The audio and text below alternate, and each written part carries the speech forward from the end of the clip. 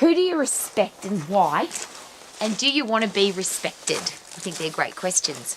And I'm out here with Mother Nature, who I respect as a woman highly. She's powerful, she's strong, she creates wow moments, she creates some very dramatic and toughening moments for all of us. So if you live where I do in the South Island of New Zealand, Mother Nature is constantly giving us reasons to get tougher and stronger because of the wind or the snow or the cold or the hot. And I just love her. I think she's amazing. But what a great reputation to have, a woman who is powerful, tough and strong. And if you want that to be your reputation, and I'll rephrase, what if you have a reputation that says that person is weak, they're soft, they sook, they moan, they complain, they can't handle a challenge, they live their life as a hassle to everybody else? I don't ever want to have that reputation, and I'm sure you know people like that, we all do. But here's a great question. How do you make sure that you don't have that reputation if you don't want it? And if you do have that reputation, can you change it? Because it's very complicated. When people think that you're soft and weak and you fall down in a heap and can't handle a challenge, it's very difficult to change that reputation.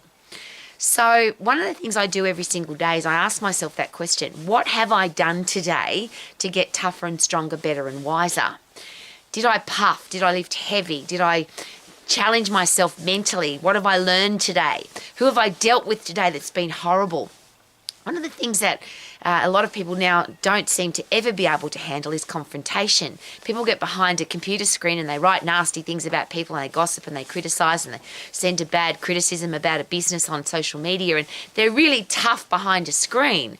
But if they ever have to confront somebody, and I'll use just some classic examples, people quit their job now by sending a text message. People break up a relationship by sending an email. People have arguments on social media, but they would never say that to the person that they come in contact with because they're too scared to.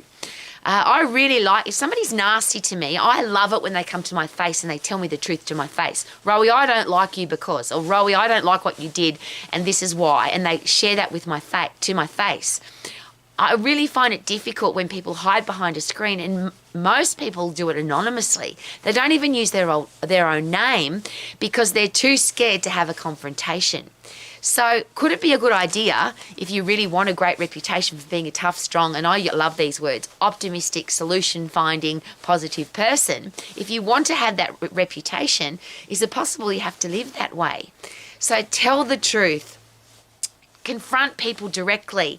I'll use an example. If I go to a restaurant and the food's terrible, I don't put a post on social media and say, don't go to that restaurant, it's bad food. Go to the person who can fix the challenge. Now, social media can't fix the bad food at the restaurant, but the chef can. So have a conversation with the chef. And even if the chef sooks, moans, whinges and complains, because often people get defensive when you give them feed forward, you know that you've done the right thing rather than gone to somebody who can't fix the challenge. So what do you need to do every day? And I just find this a very simple process. The fitter you are and the stronger you are, surely that makes you more mentally tough and more mentally resilient. So if you get really puffed to get fit, if you lift really heavy to be strong, if you change your brain chemistry so that you've got not just happy chemicals going through your brain, but things that make you tougher and stronger. So one of the great things about lifting something heavy or getting really puffed is your muscles send a message back to your brain to say we need to be tougher for next time. I'll rephrase that. Is it possible that the world's become weak and pessimistic and rude and disrespectful and soft, and they whinge, moan and complain because the world is not very fit and strong anymore? People stay inside. They sit on their backside, they don't get fresh air and sunshine, they're sucking in artificial light and artificial air, and then they wonder why they don't have a fit, strong, tough body that can handle the tough times. That's why I love Mother Nature so much, because when I come out here, she challenges me every day, whether it's because it's freezing cold, obviously there's snow on the mountain at the moment, it could be because it's boiling hot, it's windy, it's frosty, I've got a really big garden, so I'm constantly fighting against Mother Nature for weeds and rocks and logs, and I just love the fact that it makes me tougher and stronger. But that has to be a wish from you, doesn't it? If you have no desire to be a tough, strong, resilient person that can be respected, then of course it doesn't fall out of the sky in a pretty pink box. You have to make it happen yourself. If you're in a position, and I use this as a classic example, one of my martial arts girls at K-Man's Martial Arts said to me, because I've got this great quote for being a martial artist, weak people pick on weaker people, which is why you need to be a great martial artist, so that you don't get picked on. Weak people never pick on strong people. Strong people pick on nobody. So you've got to be a strong person. A little girl said to me, but I get picked on by my brother and I can't show him that I'm strong because he's my little brother and I'm not allowed to pick on him. And I shared with her something to me that seemed very obvious. Your little brother must think that you're weak because weak people pick on weaker people. Weak people never pick on strong people. Strong people pick on nobody, so I have to be strong. So is it a great thing to ask yourself, what do I need to do to prove to the world, prove to myself more importantly, that I am strong? How do you hold yourself? Do you have good posture? How do you defend yourself against criticism and people that gossip about you? Do you go or do you become defensive? Or do you say, that isn't me? You can say whatever you like about me, but I know that that's not me. It's one of those situations that you might find yourself on a fairly regular basis. Why would you defend yourself against something that isn't true versus just be the person that you are very proud of yourself? Because at the end of the day, and that's not just a quote, literally at the end of every 24 hours, you have to look at yourself in the mirror. You have to look at the way you live your life and you have to be proud of yourself. What other people think of you really is none of your business. Now, it's nice to be respected and it's nice to be liked, but there's a great quote for that too. Better that you like and respect yourself and the rest of the world hates you than the rest of the world loves you but you don't like and respect yourself. So what are you doing every day if you want to be tougher and stronger? Are you getting puffed? Are you lifting heavy? Are you challenging your brain? Do you take on confrontational situations? Do you take on responsibility even if you aren't responsible for it? And I ask that question on a very regular basis because I was taught a very long time ago, Rowie, just take responsibility for everything. Even if you didn't make the mistake, even if it's not your fault, even if somebody else did it, take responsibility anyway. Because once you take responsibility for something, you're the person that gets the lesson. You're the person that learns and grows and gets better and tougher and stronger and wiser. The people that blame and say it's not my fault, I didn't do it, they don't learn anything. All they learn is to become weak and soft and frail, and they go into a downward spiral because they're not taking responsibility for their life. And this is probably the harshest quotes for all, but I learned these a very long time ago and I live by them. If I'm fat, I ate it. If I'm broke, I spent it. If I have a crappy job, I probably interviewed into it. If I have horrible people in my life, I either dated myself into it or I Tindered myself into it or I wanted to be in that relationship at the beginning. So I have to take responsibility for all the things that I've put myself into. So if I'm fat and I ate it, I have to change what I'm eating. I have to change the way I live my life. If I hate my job, I either get out of there or I become really good at my job, so I become respected. A lot of people say that, oh, my boss doesn't respect me.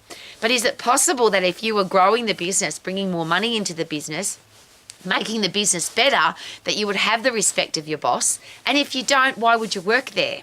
If you've got self-esteem and self-confidence and your boss is treating you badly, you wouldn't stay there, you just leave. So every area of our life, if you want to be respected, but I think the most important one is this: how do you respect yourself? If you're unfit and unhealthy and you're out of shape and your body doesn't look good and feel good, how do you respect yourself physically? If you are weak and frail and you can't handle a challenge and you sook, moan, whinge and complain and gossip and criticise, how can you respect yourself mentally? If you're in a lousy, stinking, rotten job and you stay there, how can you respect yourself as a human being earning money?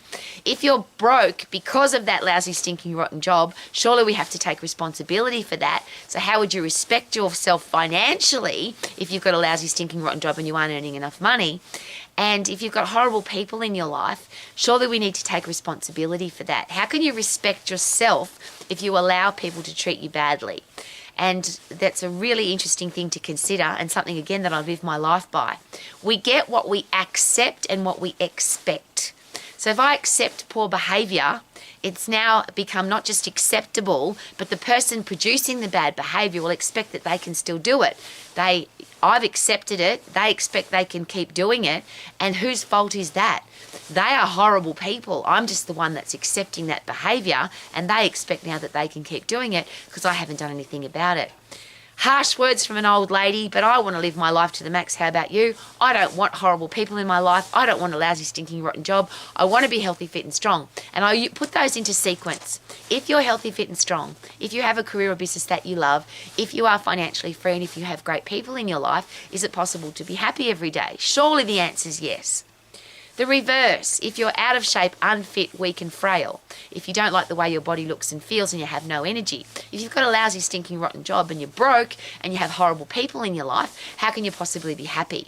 But the real cool thing about that series of questions, that both of those are a choice.